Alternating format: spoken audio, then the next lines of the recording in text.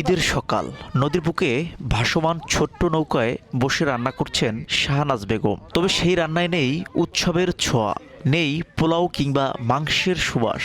প্রতিদিনের মতোই চুলায় চড়েছে নদী থেকে ধরা মাছ। কয়েকদিন ধরে নদীতে মাছও মিলছে না তেমন।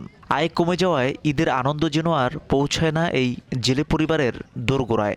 নদীতে মনে করেন জাল বাই, আবার মনে করেন সাধারণ জীবনটি আমার গরম চলে। বাচ্চাগুলো গিয়ে আবি যাবি কিনু, ঈদের দিন বাচ্চা করে হাজিয়ে গাজিয়ে নাম, এরকম কোনো সামর্থ্য নেই আমার। অভাবের মাঝেও থেমে নেই ছোট ছোট আনন্দ।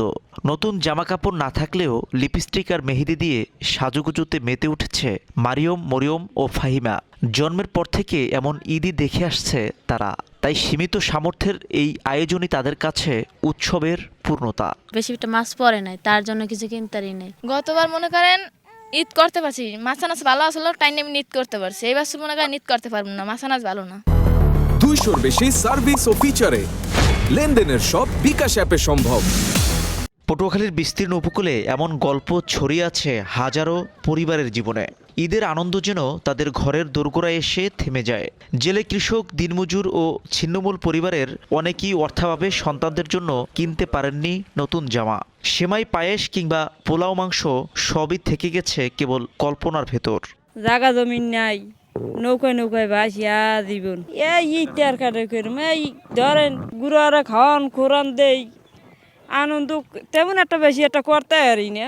উপকূলে মান্তা সম্প্রদায় সহ প্রায় 10,000 ছিন্নমূল পরিবার রয়েছে, যাদের ভিটেমাটি বলতে কিছু নেই। কারো সম্বল কাঠের তৈরি ছোট্ট একটা নৌকা, আবার কারো সম্বল বেড়িবাঁধের সরকারি খাস জমিতে ছোট্ট ঝুপড়ি ঘর। ঈদ আসে, ঈদ যায়, কিন্তু উপকূলের প্রান্তিক এই মানুষের কাছে ঈদ যেন কেবলই একটি অদৃশ্য উৎসব, যার গন্ধ তাদের গায়ে লাগে না। সরকারের দৃষ্টি এসব মানুষের প্রতি পড়ুক, সুন্দর জীবন ফিরে পাক তারা, এমনটাই প্রত্যাশা। শিকদার জাবির হোসেন, সময় সংবাদ, পটুয়াখালী।